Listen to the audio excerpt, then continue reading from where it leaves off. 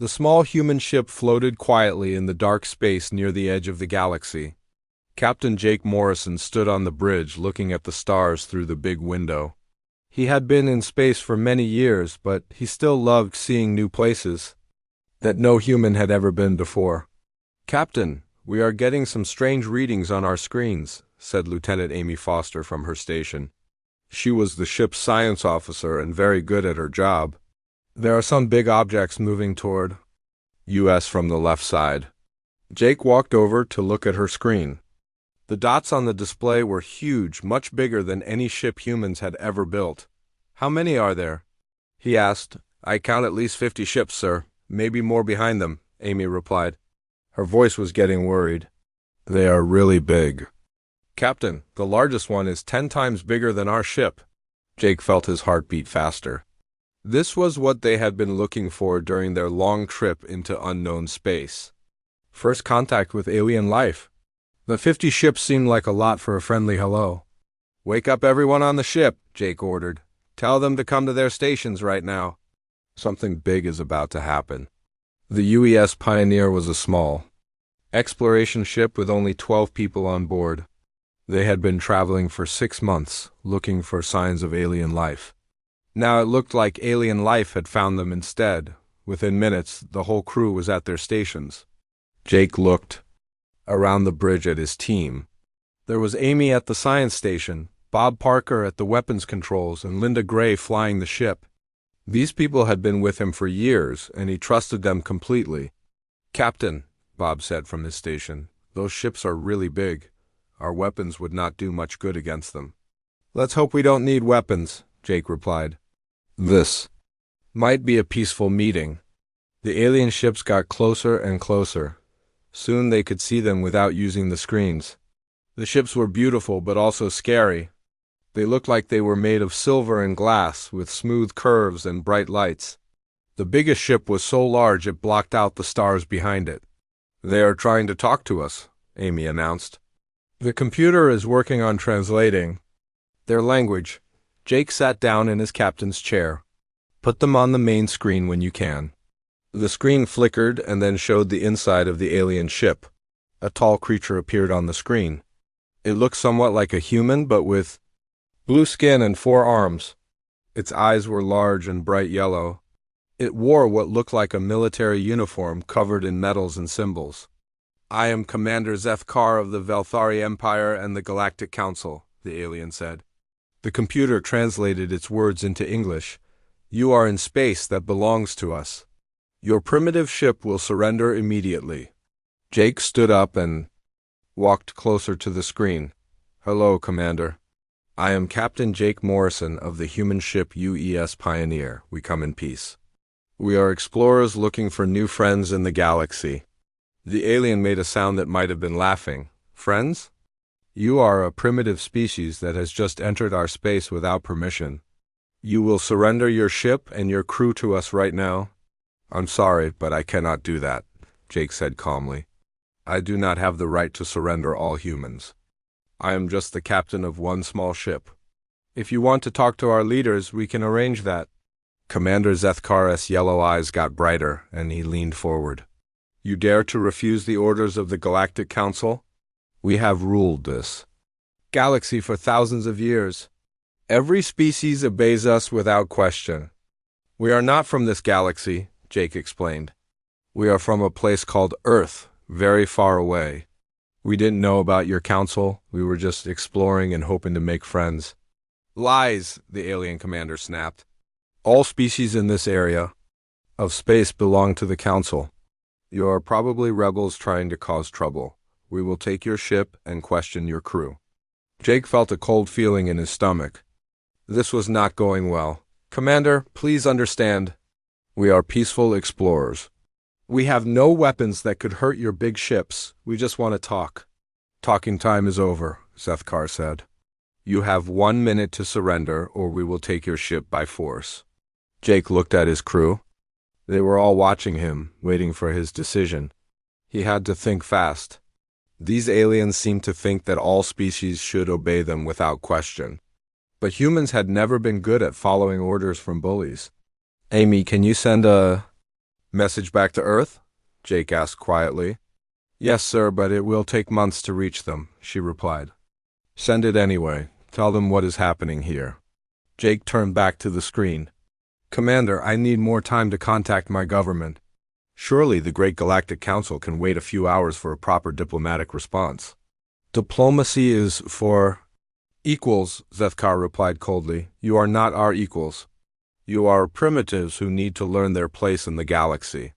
The alien commander disappeared from the screen. A few seconds later, Amy called out, Captain, they are scanning our ship with some kind of energy beam. Can you block it? Jake asked.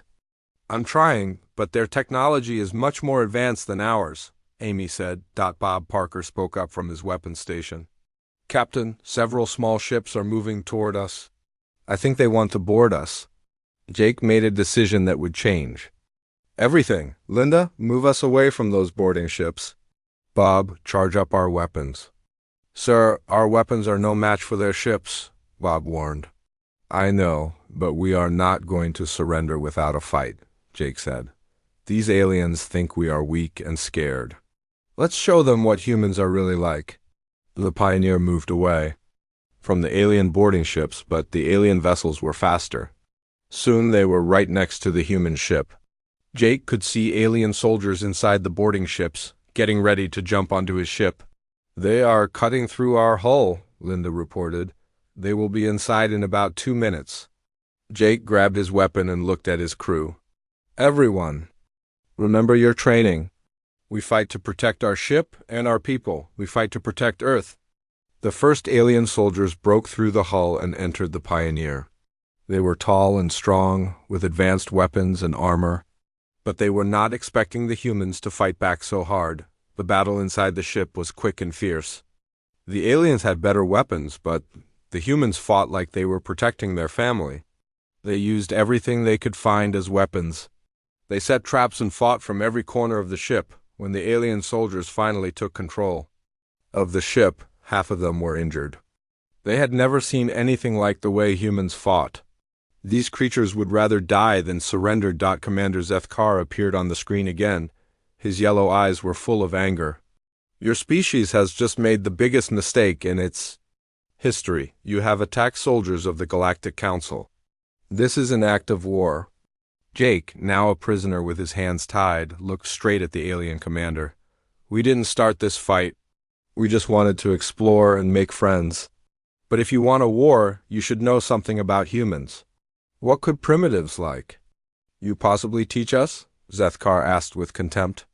We never give up, Jake said simply. Never? The alien commander laughed, but there was something in the human's eyes that made him uncomfortable. We will see about that. The Galactic Council has decided that your species is a threat to galactic peace.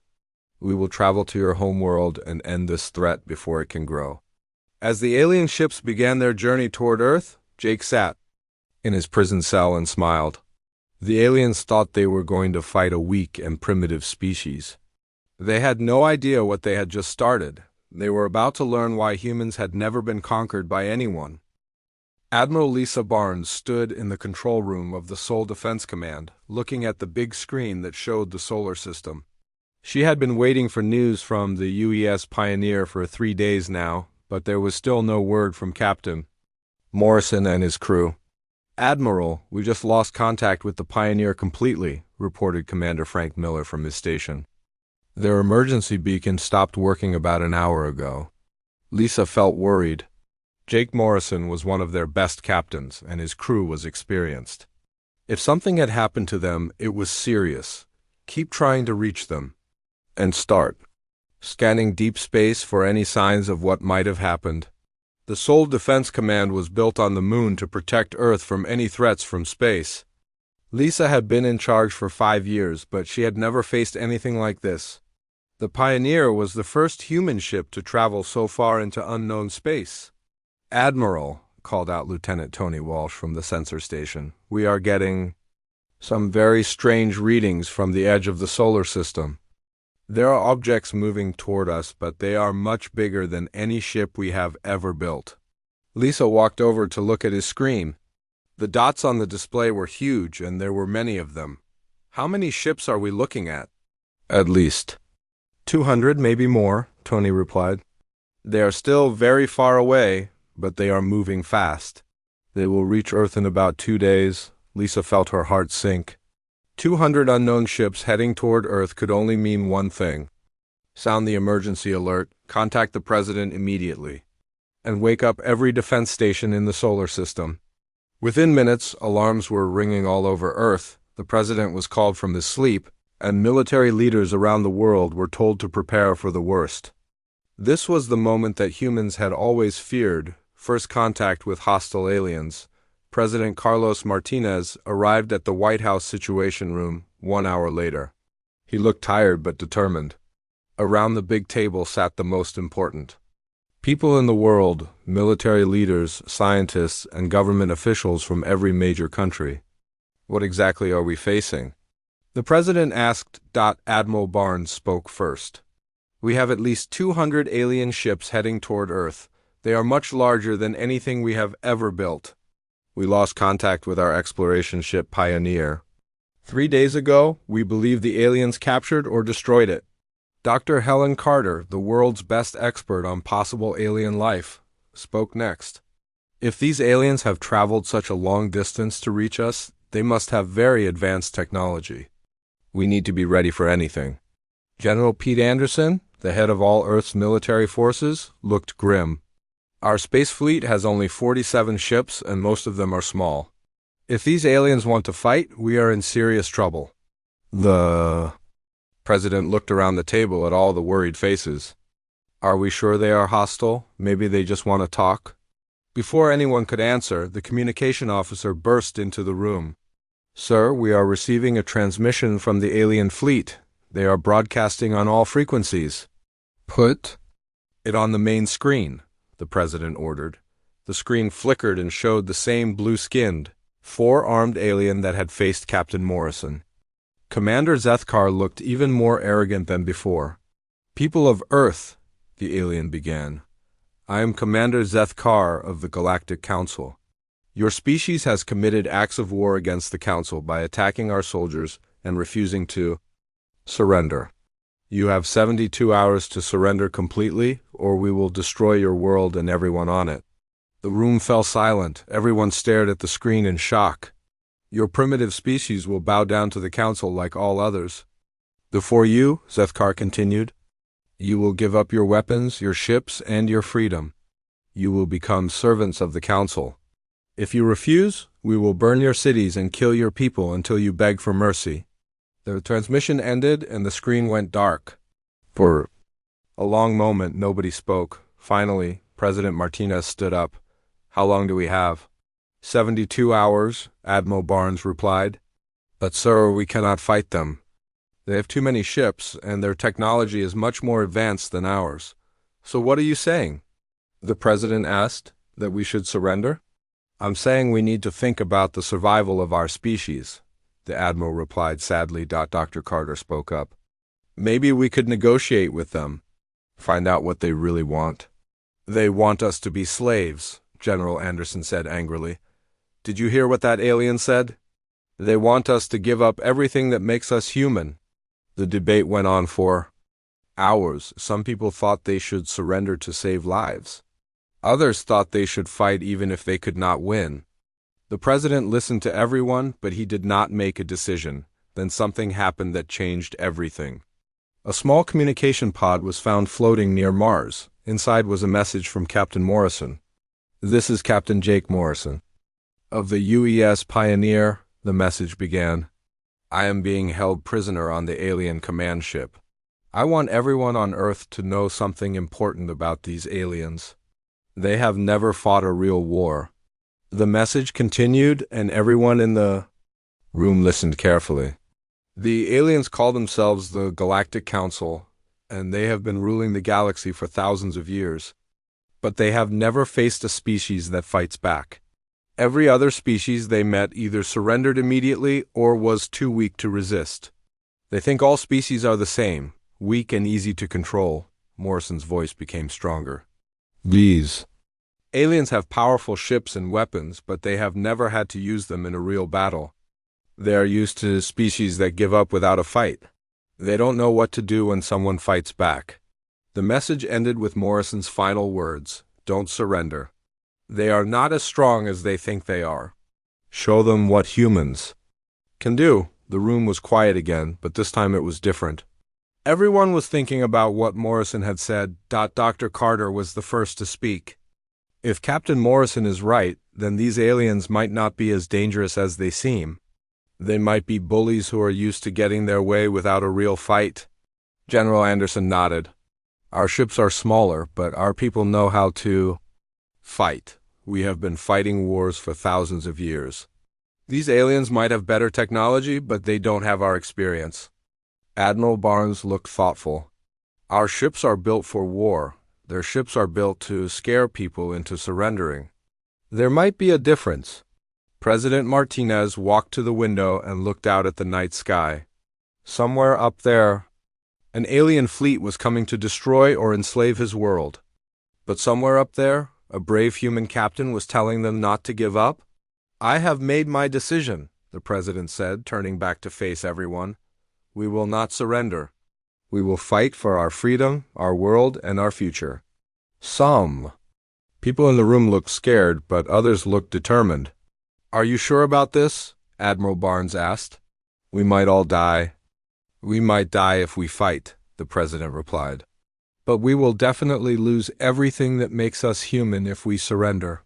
I would rather die free than live as a slave." General Anderson stood up. "Then we prepare for war. We have 72 hours to get ready for the most important battle in human history." The president nodded. "Contact every government in the world. Tell them what we are facing. Tell them that Earth will not surrender. Tell them that humanity will fight."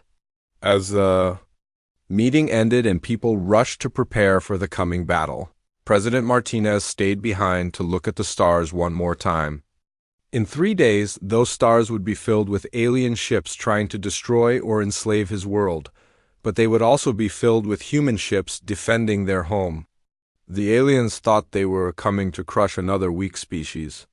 Instead, they were about to learn what happened when someone threatened humanity's freedom. The most dangerous species in the galaxy was about to find out why humans had never been conquered.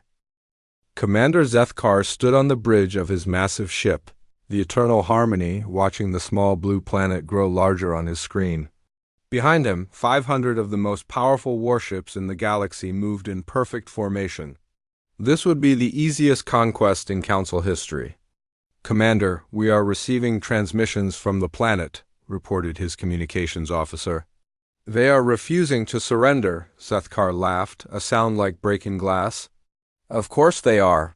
Primitive species always make brave speeches before they realize how hopeless their situation is." "How many ships do they have?" "Our scouts report 47 vessels, sir." "All of them are much smaller than our ships." 47 ships against 500, Zethkar mused. "This will be over in minutes. Prepare the fleet for battle. We will destroy half their ships and the rest will surrender immediately." On the other side of the solar system, Admiral Lisa Barnes stood in the command center of the Luna base, coordinating humanity's defense. Through the large windows, she could see Earth hanging in the black sky like a blue jewel. Today, she would either save that world or die trying. "Admiral, all ships are in position," reported Captain Ryan Scott from his ship, the EDF Defiance. "We're ready to show these aliens what humans can do." Lisa looked at the tactical display. 47 human ships spread across the solar system, each one crewed by people who had volunteered to fight against impossible odds.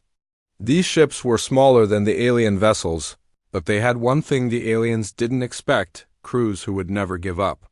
"Remember the plan?" Lisa said into her communicator. "We hit them hard and fast. Don't try to match their firepower. Use speed and surprise. Make them think we have more ships than we do." Captain Scott smiled grimly as he looked at his crew. These men and women had families on Earth, and they knew this might be their last day alive. But not one of them looked scared. They looked angry. "You heard the Admiral," Scott said to his crew. "These aliens think we're weak. They think we'll run away when things get tough. Let's show them how wrong they are. The alien fleet reached the outer edge of the solar system and began to spread out. Zethkar expected the humans to group their ships together for protection, like all primitive species did. Instead, the human ships scattered in all directions. What are they doing? Asked his tactical officer. Their ships are moving away from each other. That makes no sense, Zethkar frowned. They are probably trying to run away. Send squadrons to hunt them down? This will be even easier than I thought. The first alien squadron of 20 ships moved toward a group of 5 human vessels near Jupiter. The alien commander was confident his superior firepower would destroy the humans quickly. He was wrong. Captain Maria Santos commanded the human ships in that area. When the aliens approached, she didn't retreat. Instead, she ordered her ships to attack directly at the alien formation. All ships target their lead vessel, she ordered. Maximum power to weapons. The 5 human ships opened fire at the same time, concentrating all their weapons on one alien ship. The alien commander was shocked. He had expected the humans to try to defend themselves, not attack his larger ships. The alien ship's shields were strong, but they were not designed to handle concentrated fire from multiple sources. The shields failed and the alien ship took heavy damage. For the first time in centuries, a council ship had been hurt by a primitive species. Impossible, the alien commander muttered. How can their weapons penetrate our shields? But Captain, Santos wasn't finished. All ships ramming speed. Take out their engines. The human ships accelerated toward the alien formation. The aliens fired their weapons, destroying 2 of the human vessels, but the other 3 kept coming. One human ship crashed directly into the alien commander's ship, causing a massive explosion that destroyed both vessels. The remaining human ships used the confusion to attack other alien ships. They were faster and more maneuverable than the large alien vessels. They flew between the alien ships like angry bees, firing at engines and weapon systems. In 10 minutes.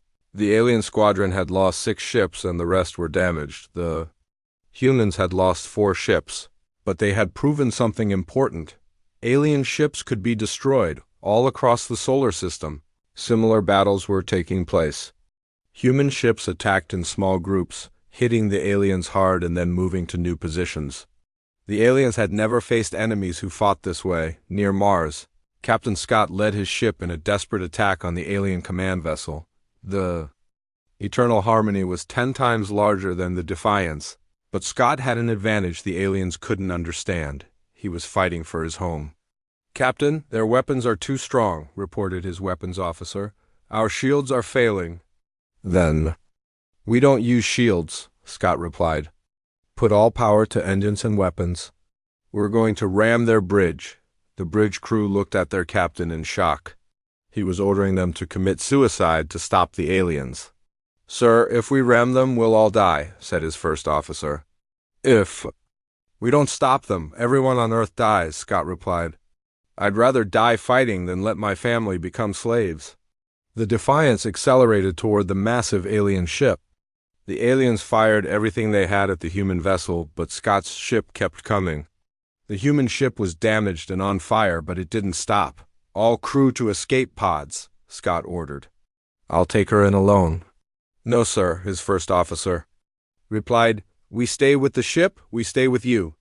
Scott looked around at his crew. Every person on the bridge was staying at their station, knowing they were about to die. Then let's make sure they remember us. The Defiance crashed into the bridge section of the Eternal Harmony. The explosion was so bright it could be seen from Earth. Both ships were destroyed. But the alien command structure was broken. Commander Zethkar was not on the bridge when it was destroyed. He was in a safe room deep inside the ship, but he felt the impact shake the entire vessel. For the first time in his life he was afraid. Report, he demanded. Sir, the humans destroyed our bridge. Admiral Velmak is dead. We've lost command of the fleet? Zethkar couldn't believe what he was hearing. How many ships have we lost? 147 ships destroyed, sir. Another 100 are too damaged to fight. The humans. They're not fighting like any species we've ever seen. What do you mean? They don't retreat when they're losing. They don't surrender when their ships are destroyed. They ram our ships when their weapons fail. They fight like they don't care if they die. Zethkar stared at the tactical display. His mighty fleet was scattered across the solar system, and human ships were still attacking everywhere. This was supposed to be an easy conquest, but it had turned into a nightmare. "Sir, we're receiving a transmission from the human fleet," his communications officer reported. "Put it on screen." Admiral Barnes appeared on the display. Her uniform was torn and she had blood on her face, but her eyes were determined. "Commander Zethkar," she said, "you made a mistake when you threatened our world. You thought we were weak because we're small. You thought we would surrender because you have bigger ships. But you don't understand humans at all. Your species is finished," Zethkar replied, but his voice was not as confident as before. "We still have more ships than you." "Do you?" Barnes smiled. "Look at your tactical display. How many ships do you have left that can still fight?" Zethkar looked at the display and felt his heart sink. Of his 500 ships, only 200 were still operational. The humans had lost 39 ships, but they had accomplished something impossible. They had defeated a superior alien fleet. "You have one choice," Barnes continued. "Leave our solar system now, or we'll destroy every ship you have left." "You cannot defeat the entire Galactic Council," Zethkar said desperately.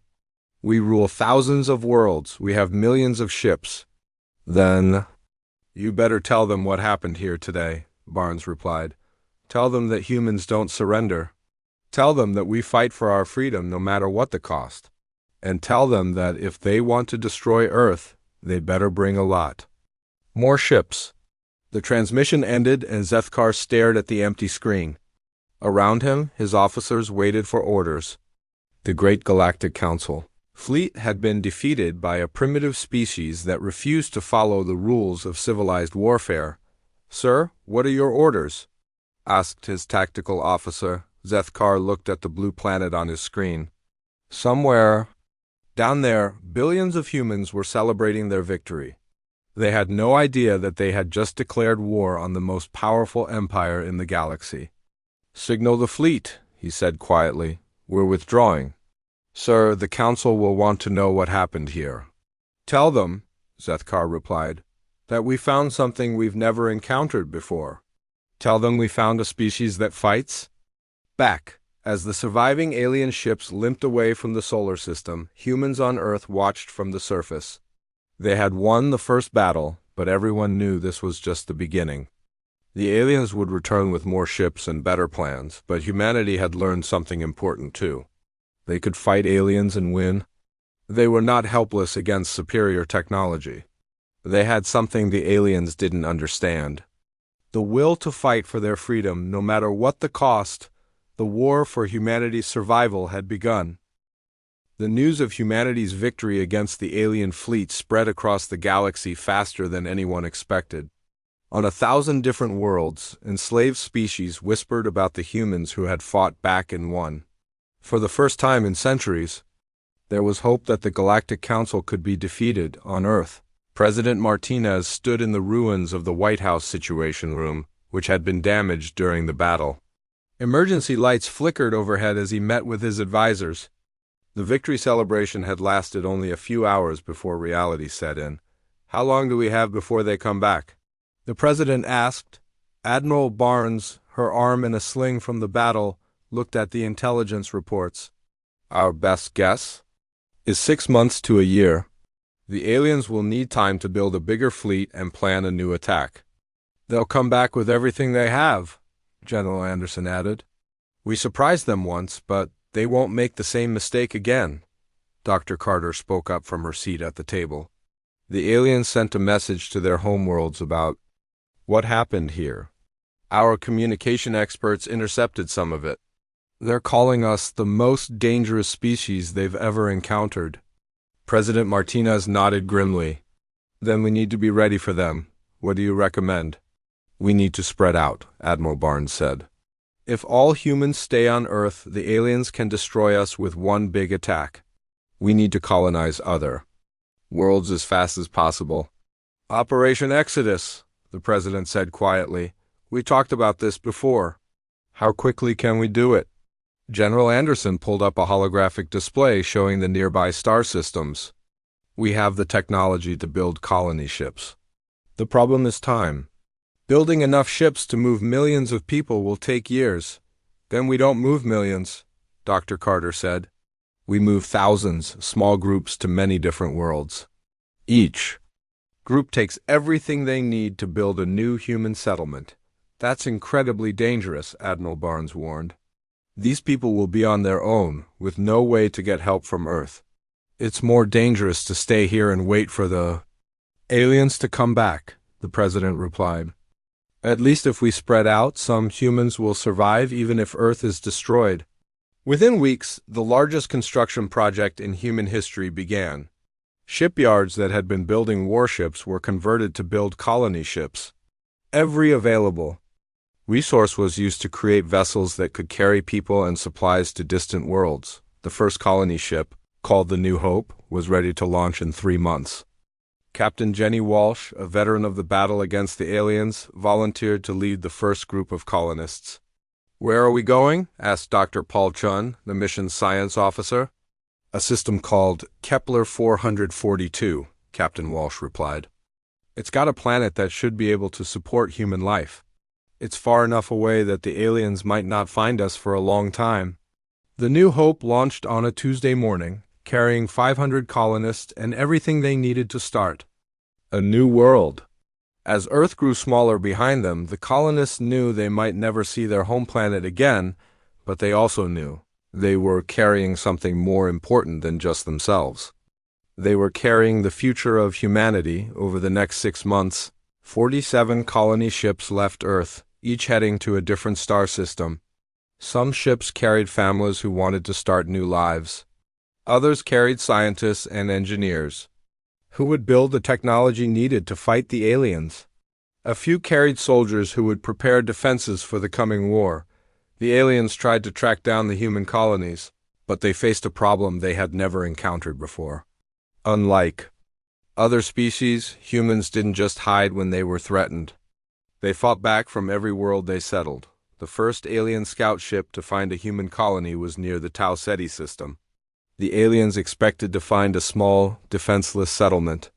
Instead, they found a military base with weapon systems that could destroy their ships. Commander Velkith led the alien scouting force.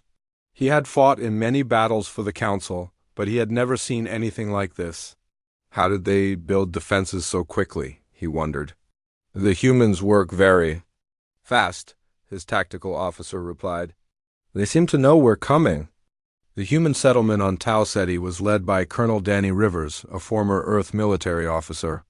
He had been preparing for this moment since the day his colony ship landed. "Sir, alien ships are approaching," reported his communications officer. 3 vessels heading straight for us." "Good," Rivers replied. "We've been waiting for them. Old defense stations, prepare to fire." The aliens approached the human settlement expecting easy targets. Instead, they flew into a trap. Hidden weapon systems opened fire from positions around the planet. The aliens had never fought enemies who prepared ambush. Within minutes, all 3 alien ships were destroyed. The humans had lost no one. "Send a message to the other colonies," Rivers ordered. "Tell them the aliens are looking for us, but we're ready for them. Similar battles happen throughout human space. Every time the aliens found a human colony, they were met with fierce resistance. The humans didn't just defend their settlements. They hunted alien ships throughout space." Captain Morrison, who had escaped from alien captivity during the confusion of the first battle, now led a new kind of warfare. His ship, the Revenge, was built using captured alien technology combined with human engineering. "Target acquired," reported his weapons. "Officer, alien patrol ship 2,000 kilometers away. Attack pattern Delta," Morrison ordered. "Hit them before they can call for help." The Revenge moved like a ghost through space, using advanced stealth technology that the aliens couldn't detect. When they finally saw the human ship, it was too late. "This is for the Pioneer," Morrison said as his ship destroyed the alien vessel. The aliens were learning that humans fought differently than any other species. They didn't just defend territory, they actively hunted their enemies. Every alien ship that entered human space was a target. Back on Earth, the massive construction project continued. The planet had become a giant factory, producing ships and weapons as fast as possible. Admiral Barnes, now in charge of all human military forces, coordinated the defense of dozens of worlds. "Admiral, we're getting reports from 17 different colonies," reported her aide. "All of them have successfully fought off alien attacks." "How many alien ships have we destroyed in the last month?" 87 confirmed kills, ma'am. We've lost 12 ships." Barnes smiled for the first time in months. "The aliens are learning that every human world is a fortress. They can't attack us the way they attack other species." Dr. Carter's research teams had been working around the clock to understand alien technology. The breakthrough came when they analyzed the wreckage of alien ships from the first battle. "We figured out their weakness," she announced at the daily briefing. "Their ships are incredibly powerful, but they're not flexible. They're designed to fight according to set patterns." "What does that mean?" President Martinez asked. "It means they can't adapt to new situations quickly," Dr. Carter explained. "Their computers are programmed to fight the same way every time, but humans are unpredictable. We change our tactics constantly, so we keep doing what we're doing." "More than that," General Anderson said. "We start hunting them. We build ships that can travel to their territory and attack their bases." The idea was risky, but it was exactly what humans did best: attack when the enemy expected them to defend. The first human raid on alien territory was led by Captain Sarah Martinez, the president's daughter. She had volunteered for the most dangerous mission in human history. "We're going to hit their supply base in the Vega system," she told her crew. "Intelligence says it's lightly defended because they never expected anyone to attack it. The raid was a complete success. The humans destroyed the alien base and captured valuable intelligence about Council fleet movements. More importantly, they proved that aliens could be attacked in their own territory. The news of the raid spread throughout the galaxy. Enslaved species began to believe that the Council could actually be defeated. Some worlds started planning their own rebellions. Commander Zethkar, now disgraced and demoted, watched the reports of human attacks with growing fear. "They're not just defending themselves," he told his aide. "They're coming after us." "Sir?" "The Council has decided to send the Grand Fleet to destroy the human homeworld," his aide reported. "Every available ship from every member world." "How many ships?" 10,000 vessels, sir. "The largest fleet in galactic history." Zethkar looked out at the stars and shuddered. The humans had started as a single small exploration ship with 12 people. Now they were spread across dozens of worlds, building ships and weapons and actively hunting Council forces. "Tell the Council they're making a mistake," he said quietly. "These humans aren't like other species. The more we fight them, the stronger they become." "Sir, the Council has made its decision. The humans will be destroyed." "Then the Council has doomed us all," Zethkar replied. "They still don't understand what we're fighting. We're not fighting a species that wants to conquer territory. We're fighting a species that fights for the right to exist free." On Earth, President Martinez received the intelligence about the massive alien fleet being assembled. 10,000 ships, 20 times larger than the first attack. 2 years had passed since the alien fleet first attacked Earth. The galaxy had changed in ways that no one could have imagined. The mighty Galactic Council, which had ruled over thousands of worlds for centuries, was now fighting for its very survival. Admiral Lisa Barnes stood on the bridge of the UES Thunderbolt, the flagship of humanity's new fleet. Through the massive windows, she could see 800 human ships spread across space in perfect formation. These were not the small, desperate vessels that had defended Earth 2 years ago. These were warships built with captured alien technology and human engineering, designed for one purpose: to end the Council's reign of terror. "Admiral, we're approaching the Nexus Prime system," reported Captain Tony Kim from the navigation station. "The alien homeworld is just ahead." Barnes nodded as she looked at the tactical display. The final battle was about to begin. "Signal. All ships, This is what we've been preparing for. Today, we finish what they started. On the surface of Nexus Prime, the capital world of the Galactic Council, panic filled the streets. For the first time in their history, the Council faced an enemy at their doorstep. The humans had done the impossible. They had brought war to the heart of the galaxy's greatest empire. Supreme Commander Yelmoth stood in the Council's war room, surrounded by military leaders from a dozen different alien species. The holographic display showed the approaching human fleet, and every alien in the room looked terrified. "How many ships do we have left?" Yelmoth asked his aide. 3,000 vessels, Supreme Commander. But many of them are damaged from previous battles with the humans. 3,000 ships against 800, Yelmoth said. We still outnumber them. Sir, these are not the same humans we fought 2 years ago. Warned General Zethfer, the brother of the disgraced Commander Zethkar. Their ships are more advanced now. They fight with tactics we've never seen before, Yelmoth glared at the general. They are still primitives. We will crush them and end this rebellion once and for all. The human fleet reached the outer edge of the Nexus system and immediately spread out into attack formation. Unlike the desperate defense of Earth, this was a planned invasion. Every human ship knew exactly what to do. Admiral, we're detecting massive alien fleet movements, reported the sensor officer. They're coming out to meet us. Good, Barnes replied. We want them to come to us. Launch all fighter squadrons. Begin attack pattern Alpha. The space around? Nexus Prime erupted in the largest battle in galactic history. Thousands of ships from both sides fired their weapons at once, creating a light show that could be seen from planets in nearby star systems, but this battle was different from all the others. The humans had learned from every fight, adapted from every defeat, and improved with every victory. They no longer fought like desperate defenders. They fought like apex predators. Captain Sarah Martinez, now commanding her own battle group, led the attack on the alien left flank. Her ships moved like a pack of wolves, coordinating their attacks with deadly precision. Target their command. Ship, she ordered. Take out their ability to coordinate. The human ships focused their fire on the alien flagship. The aliens tried to respond, but their rigid battle formations couldn't adapt to the humans' fluid tactics. Within minutes, the alien command ship was destroyed. Their left flank is collapsing, reported Martinez's tactical officer.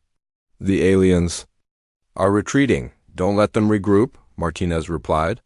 Press the attack. Show them that retreat is not an option. On the other side of the battle, Captain Morrison led his ship, the Revenge, in a direct assault on the alien center. His crew had been fighting aliens for 2 years, and they knew every weakness in Council technology. Captain, we're taking heavy fire, reported his weapons officer. Shields are down to 30%.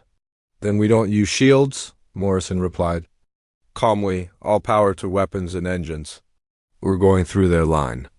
The Revenge accelerated directly toward the alien formation.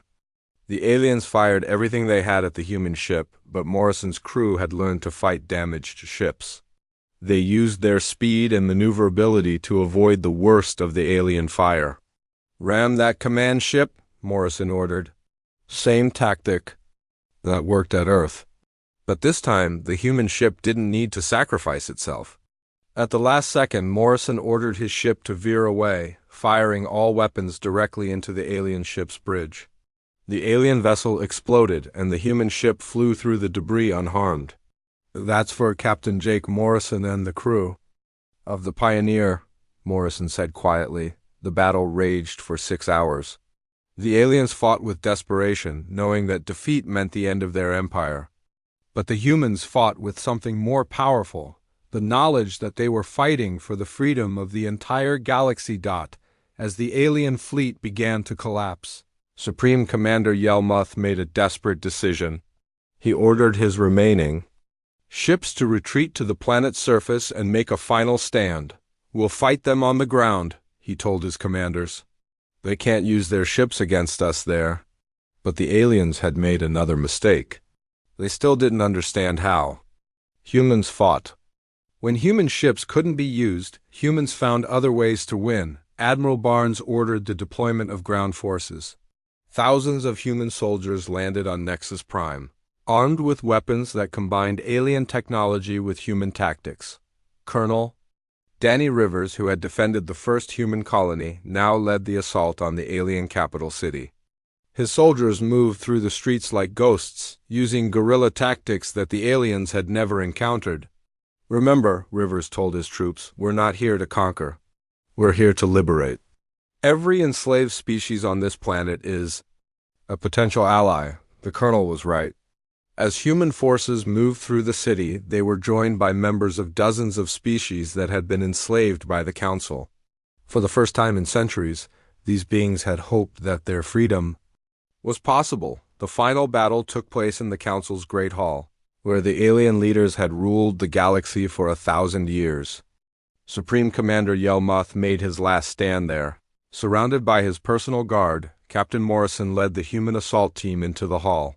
The aliens were armed with their most advanced weapons, but they were fighting enemies who had learned to win against impossible odds. "Surrender," Morrison called out to the alien commander. "Your fleet is destroyed. Your empire is finished. There's no point in more dying." "We will never surrender to primitives," Yelmoth snarled. "The Council has ruled this galaxy since before your species learned to make fire, and now your time is over," Morrison replied. "The galaxy belongs to those who fight for freedom, not those who enslave others." The battle in the hall was brief but fierce. The aliens fought with the desperation of creatures who knew their world was ending.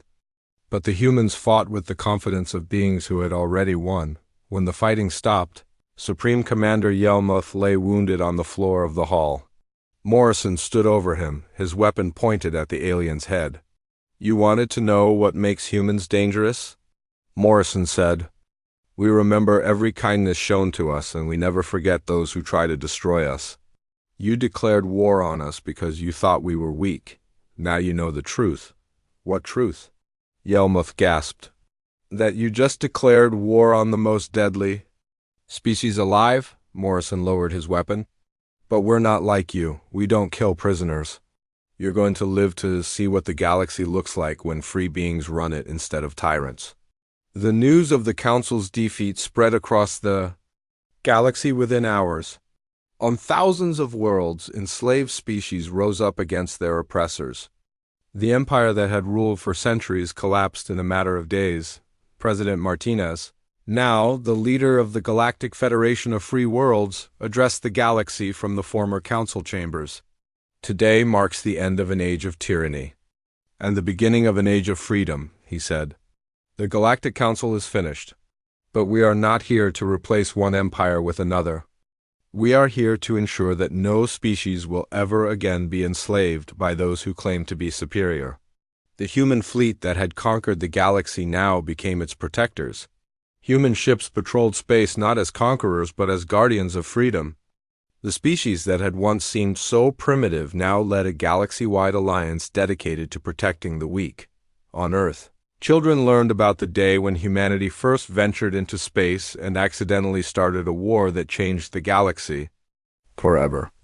They learned about brave captains and admirals who fought impossible battles. They learned about the day when humanity discovered that their greatest strength was not their technology or their numbers, but their refusal to surrender their principles. The galaxy had a new apex predator, but this predator was different from all the others. Humans didn't hunt for territory or resources. They hunted for freedom, and they would never stop fighting for it. Commander Zethkar, now a prisoner awaiting trial, sat in his cell and thought about the small human ship he had captured 2 years ago. If he had shown mercy to Captain Morrison and his crew, none of this would have happened. Instead, he had declared war on the most dangerous species in the galaxy, a species that fought not for conquest, but for the right to exist free. He had learned too late that there was no enemy more dangerous than one fighting for freedom.